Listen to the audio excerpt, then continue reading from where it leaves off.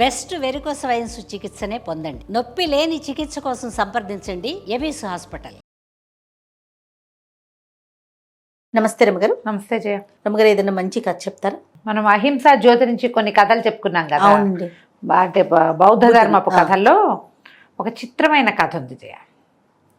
మనము మన మగధీర, ఈ బాహుబలి అలాంటి సినిమాల్లో అసలు అపరిమిత పరాక్రమం కలిగిన హీరోల గురించి వింటాం కదా. 100 మందిని చంపి కానీ చావడు అలాంటివి వింటాం. అట్లాంటి ఒక క్యారెక్టర్ బౌద్ధ ధర్మపు కథల్లో అలాంటి వాళ్ళు ఉండటం ఎంత విచిత్రంగా అనిపిస్తుంది. మరి కుశీనర దేశంలో బంధువులుడని ఒక యువకుడు ఉండేవాడు. మహాబలశాలి. అతను అక్కడ ఒక రాజుగారి మేనల్లుడు, మాండవ దేశపు రాజుకి మేనల్లుడట. స్వతహాగా అంటే రాచరికపు ఇది ఉన్నవాడు కాదు, రాజవంశంలో పుట్టినవాడే కానీ రాజ్యార్హత ఉన్నవాడు కాదు, కానీ అపరిమితమైన బలశాలి. ఆ కాలంలో జంబూ ద్వీపంలోనే అలాంటి వాడు లేడని పేరు కంచెట్ట అతను. కత్తి డాలు విలువిద్య, కత్తి విద్య, ఖడ్గ విద్యలోనూ కత్తి డాలుతో విద్యేసేవాడు. అక్కడి నుంచి ఈట విసరటం, కత్తి డాలు వాడడంలో కానీ ఈట విసరటంలో కానీ విలువిద్యలో కానీ వాడిని మించిన వాళ్ళు లేరుట. ఆ బంధువులుడు అంత గ్రేట్. వాళ్ళ మేనమామ ఈ మాళదేశపు రాజుగారికి ఒక వెటకారం ఉంది, వీడు గొప్ప అన్నింటిని చేసేస్తాడని. ఆయనకి బంధుమల్లిక అని ఒక కూతురు ఉంది. బంధులుడు బంధుమల్లిక. ఈ కూతురు ఉంటే ఆయన ఏమన్నట్టు, ఒకసారి నేను ఒక పరీక్ష పెడతా, నువ్వు పరీక్షలో గెలిస్తే పిల్లనిచ్చి పెళ్లి చేస్తాను అన్నాడు. ఏం చేశాడట, ఒక ఇవి పని ఉంటాయి కదా వెదురు బొంగులు, ఆ బొంగుల్ని కట్టగట్టించాడు. కట్టగట్టించి ఆ వెదురు బొంగుల మధ్యలో ఇనప చువ్వలు పెట్టించి ఒక్క దెబ్బతో ఈ కట్ట గనక తెగొట్టావంటే పిల్లనిచ్చి పెళ్లి చేస్తా అన్నాడు. వీడు కొట్టలేడు, ఎందుకంటే లోపల ఉన్న ఇనపవే. బంధువుడికి తెలీదు. ఈయన రాజుగారి ఉద్దేశం ఏంటి, వీడికి చాలా పేరు వచ్చేసింది, వీడిని అవహేళన చేయించాలని పూనుకున్నాడు ఆయన. ఇతను మావయ్య కూతురుని పెళ్లి చేసుకోవాలన్న ఉద్దేశంలో ఉన్నాడు. ఒక్క వేటుకు తెగొట్టేసేట వాటిని, ఇనప కూడా తెగిపోయినాయి. కానీ ఎప్పుడు కొట్టేటప్పుడు ఈ కత్తి తగిలి ఆ కణేల్మని శబ్దం వచ్చేసరికి, ఇనపదానికి కత్తి తగిలితే శబ్దం రాదు, ఇనపదానికి ఇనప తగిలితే శబ్దం వస్తుంది. బొంగులని విరిగినాయి, ఈ రాడ్లు కూడా విరిగిపోయినాయి, ఆ తీగలు కూడా చువ్వలు కూడా విరిగినాయి. కానీ ఆ శబ్దం వచ్చేసరికల్లా ఇతను చూసుకున్నాడు, గుర్తించాడు ఏదో జరిగిందని. అప్పుడు కట్ట ఊడదేయించి చూస్తే అతనికి కనపడింది.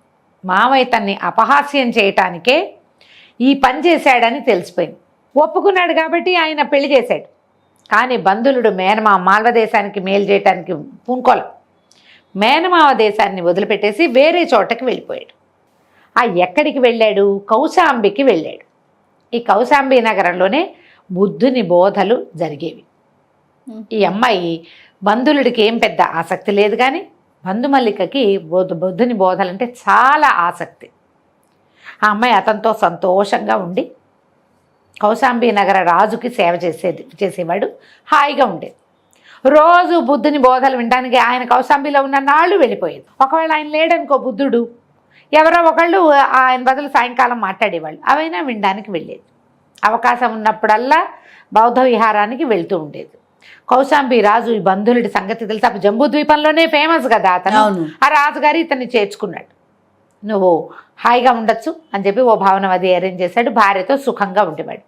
ఎన్ని సంవత్సరాలైనా సంతానం కలగల బంధుమల్లికకి. మేనమామ పిల్లలు కదా, కొంచెం ఏదో తేడా ఉండుంటుంది. అయితే ఇతను తనలాంటి బలశాలి అయిన కుమారుణ్ణి కనాలని కోరిక ఇతనికి. ఈ బంధుమల్లిక కూడా సామాన్యురాలు కాదు, 5 ఏనుగుల బలం కలిగిన అమ్మాయిట అది. అమ్మో, చాలా గట్టిది. ఇంత గట్టిదైన అమ్మాయికి ఇంత బలశాలి అయిన వాడి వల్ల కలిగే సంతానం అద్భుతంగా ఉంటుందని చెప్పుకునేవాళ్ళు. సంతానం ఏమో కలగల. ఏమై రోజు కౌశాంబికి వెళ్ళిపోయేది, అక్కడికి వెళ్ళేది, బౌద్ధవనానికి వెళ్ళేది. అయితే కొన్నాళ్ళు అయిన తర్వాత సంతానం కలగట్లేదని ప్రజల్లో మాటలు వచ్చేసినాయి. దాంతో ఇతను ఏమన్నాడు, నువ్వు వెళ్ళిపో మీ ఇంటికి, నీ వల్ల నాకు సంతానం కలిగేలాగా లేదు అని బంధుమల్లికని పంపించేశాడు మాల్వ దేశానికి. పంపిస్తే ఆ పిల్లకి వెళ్ళటం ఇష్టం లేదు. సంసారం ఎలా పోయినా బుద్ధుడి బోధలు మిస్ అయిపోతానని దుఃఖపడి ఆ అమ్మాయి ఏం చేసింది, బౌద్ధవనానికి వెళ్ళిపోయింది. వెళ్ళి ఆయనకి చెప్పింది, నాకు సంతానం కలగట్లేదు, మా వాళ్ళంతా ఇలా అంటున్నారు, అతనికేమో సంతానం కావాలి, మరి వంశాన్ని ముందుకు తీసుకెళ్ళాలి. ఆ కాలంలో అలాంటివి ఎక్కువ కదా. మరి పునర్వివాహం చేసుకుంటాడో ఏం చేస్తాడో నాకు తెలీదు, నేనేం చేయను అని దుఃఖించింది. ఇక్కడి నుంచి వెళ్ళిపోతే నేను నిన్ను చూడలేను, నీ బోధ వినకుండా అయిపోతాను, కౌశాంబి వదిలేశానంటే ఇంకా నేను నీకు దూరం అయిపోయినట్టే అది అని దుఃఖపడితే నువ్వు వెళ్ళొద్దు మీ ఇంటికి తిరిగి వెళ్ళిపోమన్నట్ట బుద్ధుడు. ఆ అమ్మాయి ఇంటికి వచ్చేసింది రథం వేసుకుని. వచ్చేసరికల్లా బంధువుడు ఏమనుకున్నాడు, ఏదో ఉంది, బుద్ధుడు ఏదో చేశాడు ఈ అమ్మాయి మీద, అంటే ఒక వరం ఏదో ఇచ్చాడు, మంచే జరుగుతుందని పంపించాడు వెనక్కని నమ్మి మళ్ళీ భార్యను చేర్చుకున్నాడు, తనతో ఉంచుకున్నాడు. కొంతకాలానికి ఈ బంధువాలిక ప్రెగ్నెంట్ అయింది. బుద్ధుని దయ వల్లే ఇది జరిగిందని భార్యాభర్త ప్రగాఢంగా నమ్మారు. అయితే ఆ కాలంలో చాలా ప్రత్యేకంగానట ఈ గర్భవతుల కోరికలు తీర్చడం ఒక ప్రోగ్రాం ఉండేది. నీకేం చేయాలనుంది, నీకేం కావాలనుందంటే తిండి మీద వాటి మీద ప్రత్యేక ఆసక్తులు అమ్మాయికి ఏమైనా తినాలనుంటే మనం కూడా చేస్తాం అట్లా. పిల్లకి ఏం తినాలనుందో అది పెడతారు. ఎవరింటికైనా చుట్టాలకి వెళ్తే దానికి నచ్చిన కూర వండి పెడతాము, చేస్తారు కదా, స్పెషల్ కేర్ తీసుకుంటాం. కోరిక తీర్చాలనుకుంటాం, ఏదో ఆ గుళ్ళోకి వెళ్తా, ఆ ఊరు వెళ్తా, ఆ మామయ్యని చూడాలనుంది, ఇలాంటివి అడుగుతారు చాలామంది.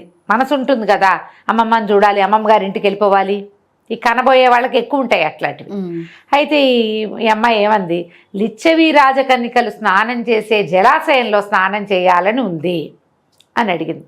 లిచ్చవి అనేది ఒక ప్రత్యేకమైన రాజవంశం, వాళ్ళది ఒక కల్ట్, ఒక ఏమనాలి, ఒక తెగ కింద ఉంచుకునేవాళ్ళు. వాళ్ళ గుళ్ళు వేరు, వాళ్ళ వ్యవహారం వేరు, అన్నీ వాళ్ళవి వేరు. అది కౌశాంబి నగరానికి చెందిన వాళ్ళే వాళ్ళు, కానీ వాళ్ళ పద్ధతులు వేరు. లిచ్చవిలో మగపిల్లలు చాలా ఎక్కువ, ఆడపిల్లలు తక్కువ. 500 మంది రాకుమారులు ఉన్నారు. లిచ్చవి వంశానికి చెందిన రాజకుమారులు 500 మంది ఉన్నారు. అయితే ఇతను ఏం చేశాడు, ఈ బంధులుడు ఈ పిల్లని రథం ఎక్కించుకుని భార్యమణిని తీసుకుపోయాడు. ఆ లిచ్చవి రాజవంశానికి చెందినవి వాటికి అన్నిటికీ చుట్టూత కోరళ్ళు ఉంటాయి, ఇతరులను రానివ్వరు. డైరెక్ట్గా లోపలికి వెళ్ళటానికేమో మీది లిచ్చవి వంశం కాబట్టి నువ్వు రాకూడదన్నారు. భార్యకే చూస్తే అది దిగులు మొహం పెట్టింది. అక్కడికి వెళ్ళాలనుంది ఆ అమ్మాయికి, దాని గురించి చాలా గొప్పగా చెప్పుకుంటారు బయట. అందుకని ఏం చేశాడు, దాన్ని వాళ్ళేమో ఆ చుట్టూతో ఉన్న కోరడికి ఇనప తీగలతోటి వలల్లి అంతా కట్టారట. వాళ్ళు చేస్తారు కదా, దాన్ని ఏదో అంటారు, ప్రహరీ, ఇనప తీగల ప్రహరీ ఆ జలాశయానికి.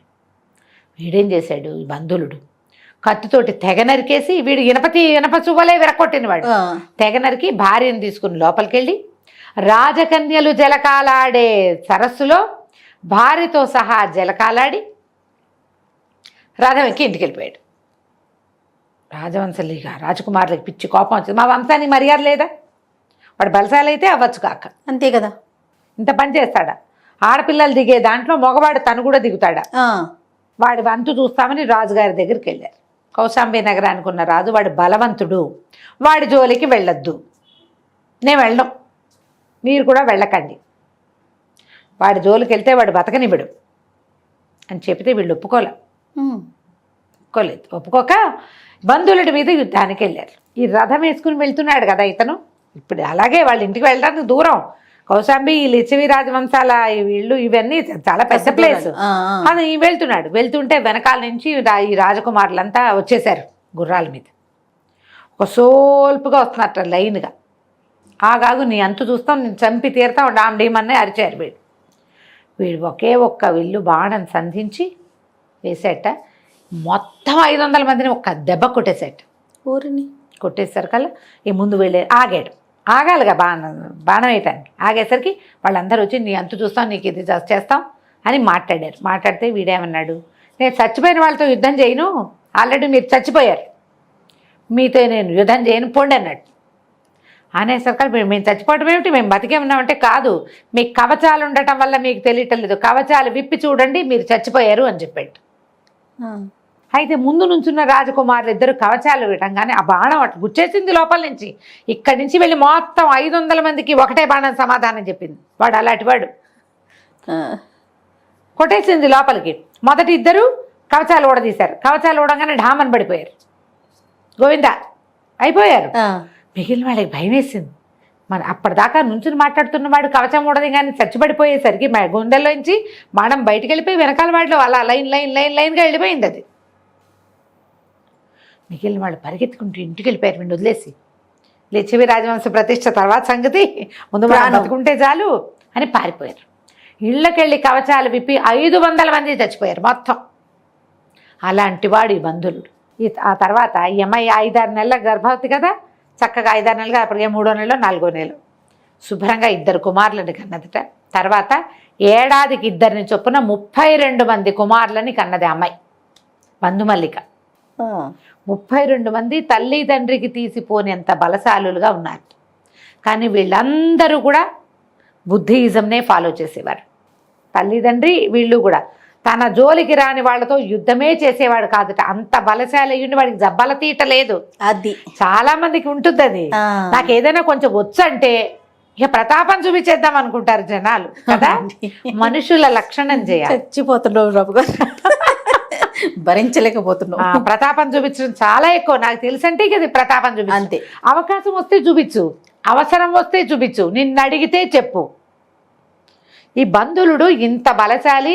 వాడి భార్య 5 ఏనుగుల బలం కలిగిన ఆడది వెళ్ళి బుద్ధుడి బోధలు వింటుంది. బలాలు జబ్బలు తీట చూపించటల్లా. అది ఏం నేర్చుకుంటామమ్మా మనం పూర్వగాథల నుంచి? ఇదే కదా నేర్చుకోవాలి. ఆ పిల్లలందరూ కూడా బుద్ధిజంనే ఫాలో చేసేవాళ్ళు. బంధువుడు తనకెక్కడి నుంచైనా ఆస్తి సంక్రమిస్తే అదంతా ఈ బౌద్ధవనం, ఈ జీతవనానికి వాటికి రాసిచ్చేసేవాడు ఆ అమ్మాయి వల్ల. ఎంత బాగుంది కదా, డిఫరెంట్గా ఉంది. చాలా బాగుంది. ఇప్పుడు అంత బలశాలి అయ్యుండి కూడా అతను రాజ్యకాంక్షకి దిగల. ఒక రాజుని సేవించి ఉన్నాడు తప్ప తనని గౌరవించేవాడి దగ్గర మేనమావ గౌరవించలా. వేళకోళం చేద్దామని చూశాడు, మేనమావను కూడా వదిలేశాడు. అది తన ఆత్మాభిమానానికి దెబ్బ తగిలితే ఎవరినైనా వదిలిపెట్టేయాలి. గౌరవం లభించిన చోట విశ్వాసంతో పనిచేయాలి. ఈ కథల్లో అలాంటి భావాలు భలే కనపడతాయి. బౌద్ధ కథలు చాలా బాగుంటాయి, చాలా బాగుంటాయి. ఊరికి కథగా వింటే క్యాజువల్ కథగా ఉంటుంది. కొంచెం ఆలోచిస్తే ప్రతి గాథలోనూ ఒక ప్రత్యేకత కనపడుతుంది, నీతి ఉంటుంది. అది కంచికి మనం ఇంటికి. చాలా బాగుంది రాబు గారు. నమస్తే. నమస్తే.